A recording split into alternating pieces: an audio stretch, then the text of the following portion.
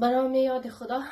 سلام و شب بخیر، وقتشون بخیر، روزشون بخیر، شبشون بخیر در جایی که شبشون بخیر، در جایی که روزشون بخیر. امیدوارم که بخیر جمجور باشین، سری حال باشین، کنار فامیل خوش و آرام باشین. نازنینا بازم در برنامه امشب از ما خوش آمدید که امشب هم قرار است قدشمو قاطی یک میت بریانی خوشمزه جور کنم. دیگه آمادگی گرفتم، میخواستم قدشمو قاطی هم نقل کنم، هم دیگ کنم.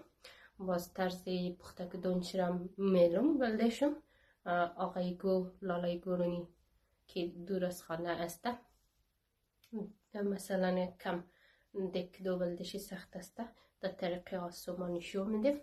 بسیارم به وقتی که آماده میشه نازنینا در خانه آماده کن بخورین، مزیش را در کامنتا بلدی از ما بگین. نازنینا ویدیو را تا آخر توخ کن، لایک کن، سابسکرایب کن، کامنت کن، در دوستای خوش شیر کن نازنینا تا ویدیو بازدید بگیره، یعنی که بازدید که قومای دیگه هم بیتونه توخ کنه.